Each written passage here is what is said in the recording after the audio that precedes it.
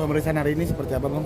Hari ini tadi klien kami Tenur sudah menyampaikan menambahkan keterangan yang kemarin tertinggal di pemeriksaan sebelumnya. Jadi tadi semuanya sudah dikeluarkan apa yang dilihat, apa yang dirasa pada saat. Berarti ini saksi atas laporannya siapa, Bang? Mungkin penegasan aja. Tenur hadir di sini itu saksi atas nama untuk laporan Hera. Oh. Belum lama ini kan tanggal 3 Juni kemarin Erin ngomong ya, Bang ya, kalau bahwasannya waktu itu Tenur ini sudah diperbolehkan pulang saat itu karena alasan karena suaminya sudah datang ke Erin, mungkin ke rumah Erin. Mungkin gimana tanggapannya dari kuasa hukum dan Kanur sendiri mungkin menanggapinya? Jadi gini, kalau orang itu sudah dipersilahkan pulang, tentu tidak dengan cara lain. Kemarin faktanya pas saat pulang itu tidak melalui pintu, ya, tidak melalui pintu yang layaknya kita keluar rumah, tapi melompat pagar yang cukup tinggi. Ya, menurut informasi dari teman-teman itu tingginya sampai 2 meter. Kebayang nggak sih kalau saya aja yang laki-laki kalau harus lompat pagar yang setinggi 2 meter itu berpikir sekian kali. Ini seorang perempuan, ya, berarti memang ada sesuatu yang berat di tanggung saat itu sehingga memaksa keluar. Dan sekali lagi kalau beliau bicara Tenur ya sudah diperbolehkan pulang, tentu hal itu tidak akan terjadi. Tapi Tenur sampai saat ini untuk masalah gaji sudah dibayarkan apa belum, Kak? Oh, yang kedua Ya. Jadi untuk gaji yang sudah dibayarkan adalah yang periode April. Kalau yang untuk Mei itu belum dibayarkan sampai saat ini. Dan itu semuanya sudah kami tuangkan dalam somasi tertulis yang sudah kami sampaikan bahwa ada hak klien kami yang belum dibayarkan sehingga mohon untuk segera diselesaikan. Tapi sejauh ini udah komunikasi untuk mengambil barang di rumahnya Kak Erin karena kan sampai saat ini kan ada beberapa barang yang belum diambil ya.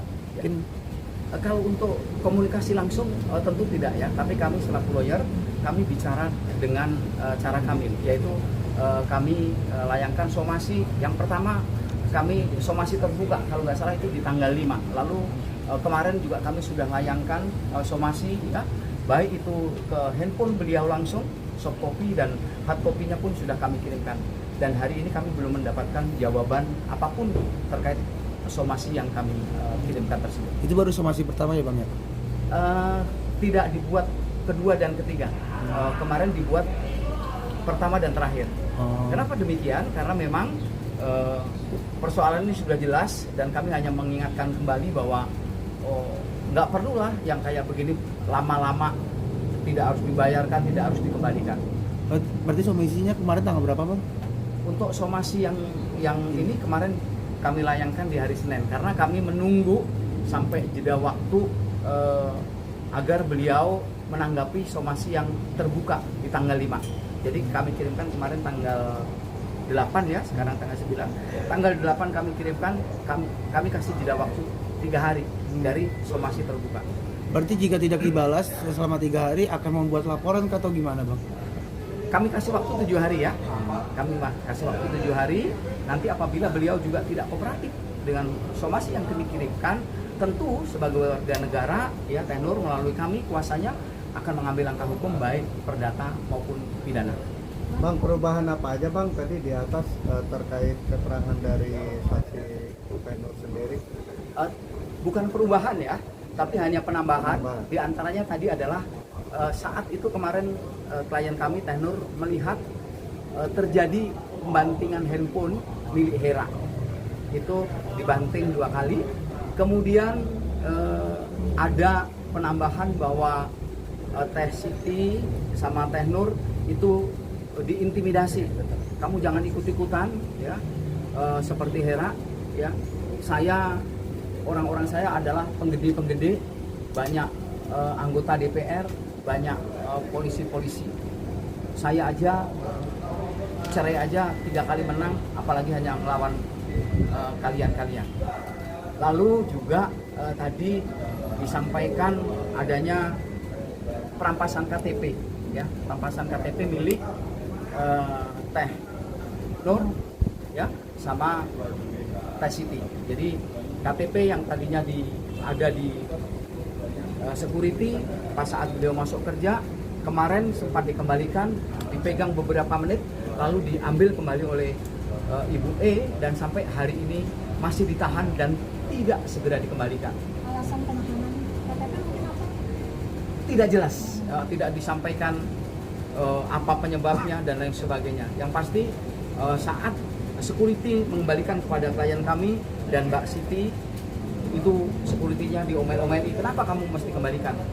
Nah setelah itu diminta kembali dari klien kami dan Mbak Siti. Atau mungkin Mbak Nur sendiri ada problematika sebelumnya sama Mbak Erin atau gimana? Nggak ada sama sekali. Jadi seperti juga tadi disampaikan dan beberapa waktu yang lalu saat ketemu dengan saya tanya beliau tidak pernah ada masalah dengan Ibu E, sehingga kalau sampai handphone, KTP dan barang yang lain itu ditahan, ini yang menjadi pertanyaan besar, apa motif yang sebenarnya terjadi? Tadi di atas berapa pertanyaan mungkin? Pertanyaannya tidak banyak karena bukan ditanya tapi adalah pengakuan jujur terhadap peristiwa yang kemarin terjadi. Berarti memang ada beberapa bagiannya yang diubah ya Bang? Tidak diubah tapi ditambahkan karena tempo hari waktu kesini Teh Nur itu sudah ada pesan tersendiri, nanti sampaikan yang ini yang baik-baik dan termasuk jangan pernah ada kata-kata yang jelek, termasuk blow on, bodoh dan kata-kata yang lain. Dan itulah rentetan peristiwa itulah yang akhirnya mempengaruhi psikologi beliau. Mohon doanya teman-teman, mudah-mudahan Teh Nur tidak ada masalah apapun tentang kejiwaannya ya. Nanti kami akan tidak lanjuti lagi untuk pemeriksaan kesehatan beliau.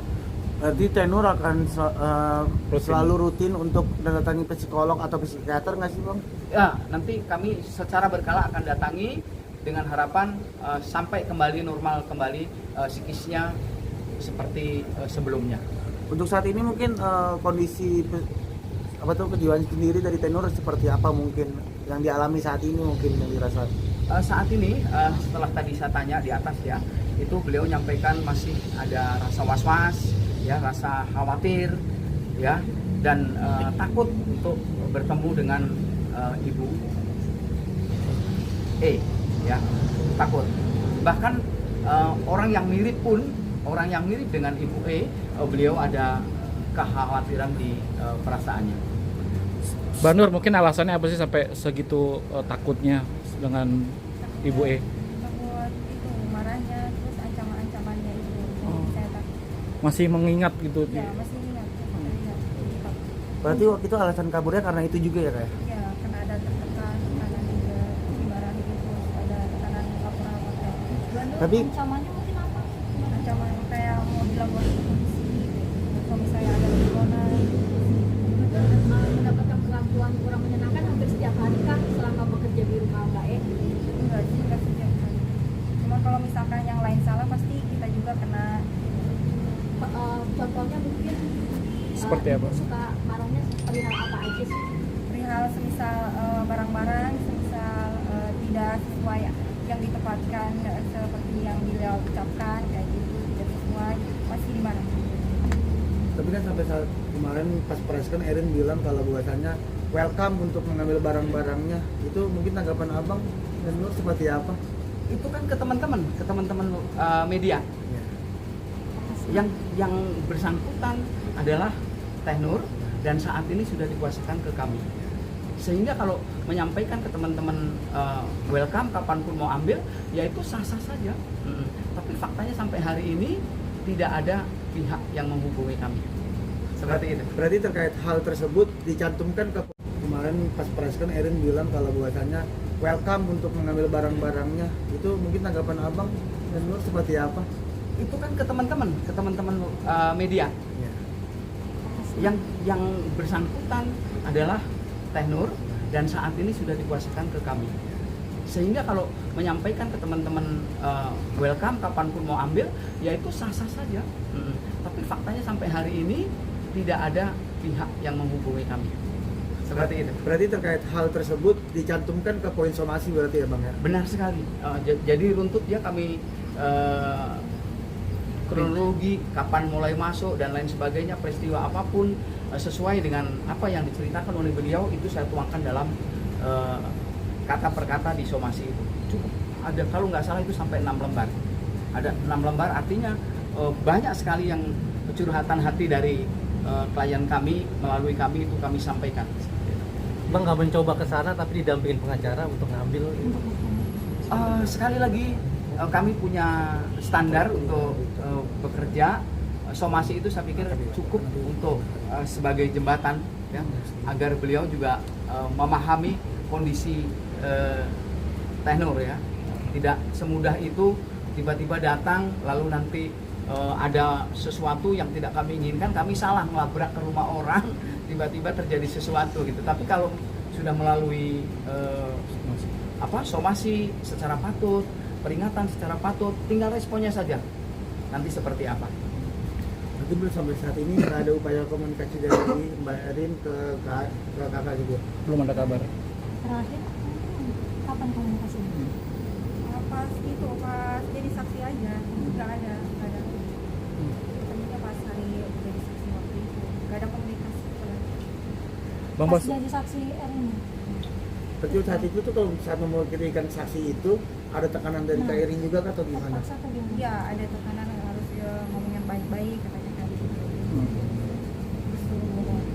Nah, makanya itulah diantaranya yang makin menjadi beban berat buat tenor ya, karena beliau sesungguhnya mau menyampaikan apa adanya, tapi ada disampaikan, nggak usah disampaikan yang sebenarnya. Nah ini yang akhirnya menjadi problem di kejiwaan beliau.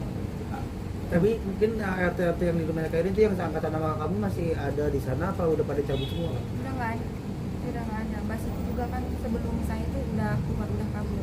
Berarti kamu doang yang tinggal waktu Terakhir itu ya, berarti. terakhir ya? Iya. Orang terakhir ya. Orang terakhir. Ada tambahan? Kang Aran? baik, tentunya hari ini Tenur menyampaikan secara terbuka bahwa di awal sejak pertama kali ke Polres ini bagaimana histerisnya ya sampai ditutup gitu kan, lalu diminta keterangan, maka disitulah serasa tidak terbuka. Dan hari ini kami dampingi, tentunya pendampingan ini bukan hanya sebatas secara memberikan keterangan, tetapi psikologinya juga kita bangun agar kejiwaan, ketenangan, bagaimana rasanya memang hari ini kita disaksikan bersama. Beliau adalah seorang ART, asisten rumah tangga, dan levelnya mungkin agak berbeda.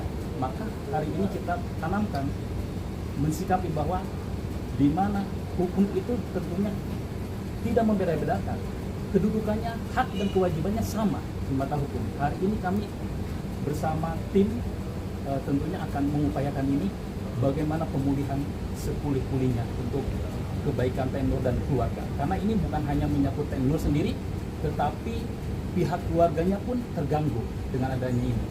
Tenur bukan niatan buruk terhadap dia pekerjaan, karena dia itu ekonominya di bawah, sehingga Tenur ini harus melakukan yang namanya pemulihan ekonomi terhadap keluarganya. Dia memiliki suami, membantu suami, lalu ada anak yang satu. Harapannya beliau datang ke Jakarta untuk merubah hidup, tetapi bagaimana hari ini kita melihat Tenur tidak bisa apa yang dia inginkan. Sedikit mengulanginya berarti jadi saksi Hera ya, Saksi Hera. Betul. dan lebih luas ya ketimbang menjadi saksi Erin. Hari ini beliau cukup terbuka, cukup tenang, dan kami akan pantau selalu mendampingin beliau, karena kemarin itu kami sampaikan kemarin beliau tidak tahu siapa yang didampingi saya, begitu kan, sehingga dia merasa sendiri, tertekan, gitu kan, intimidasi, gitu. Hari ini beliau cukup tenang dan akan menyampaikan sebenar-benarnya. Bang, tapi dengan Hera waktu itu datang ke DPR jadi sangat membantu nggak sih Bang terkait kasus ini mungkin? Sebetulnya kami tidak kaitkan ini dengan Hera di DPR ya. Sesungguhnya yang kami perjuangkan adalah pertama, begitu saya mendapat info tentang calon klien waktu itu Tenur kondisinya seperti apa, itu yang tertarik. Tertariknya kenapa? Ada psikologi yang tertekan. Kemudian kalau menurut cerita beliau itu juga ada yang banyak hal yang ditutupi. Contohnya tadi yang disampaikan oleh rekan saya bahwa jalan pun sampai di wajahnya ditutupi. Nah ini dan beliau tidak tahu memberikan keterangan itu untuk saksi siapa, beliau tidak tahu. Baru hari ini tadi beliau tahu ternyata yang untuk saksi dari laporan Hera. Itu pun setelah saya nanya kepada penyidik tadi. Ini kan saksi untuk pelapornya Bu Erin ya? Ibu Hera. Bu Hera. Nah, untuk Bu Erin sendiri kalau supamanya Teh Nur diminta sebagai saksi gimana, Pak? Kalau memang penyidik membutuhkan untuk klien kami hadir, tentu kami sebagai warga negara akan hadir agar apa yang terjadi itu segera terang benderang apa adanya. Artinya siap ya, Bang? Siap.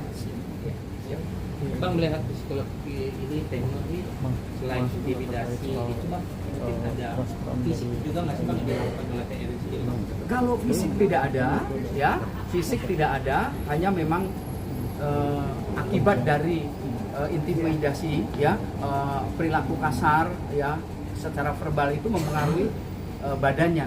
Secara kemarin itu ada kerasa pusing, kerasa mual, nah itu efek dari itu. Tapi ini tadi begitu keluar dari sini saya tanya kondisinya, wajahnya pun saya tanya gimana Teh, saya sudah lebih plong. Jadi kondisinya sudah lebih nyaman ketimbang sebelumnya. Mohon doa teman-teman lah nanti supaya cepat pulih kembali.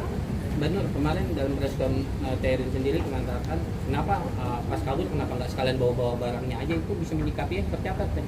Sebelumnya udah coba kabur kan, bawa barang, pesen Grab gitu, tapi kan ketangkep lagi sama security. Jadi saya pikirnya bawa barang susah ini kalau buat kabur, makanya saya kabur yang kedua kali tanpa bawa barang-barang. Karena kan yang kedua kali saya loncat pagar.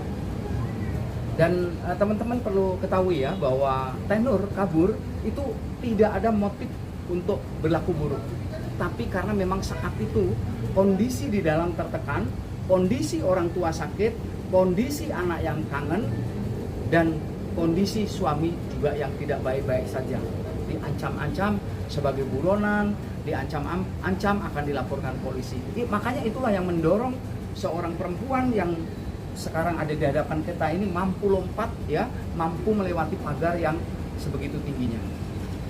Tenur itu kalau boleh tahu kejadian pas kabur yang kedua kali di jam berapa sih Tenur? Jam subuh, setelah sholat subuh saya naik pagar. Oke. Terima kasih banyak Teh. Ya, terima kasih, mohon doanya.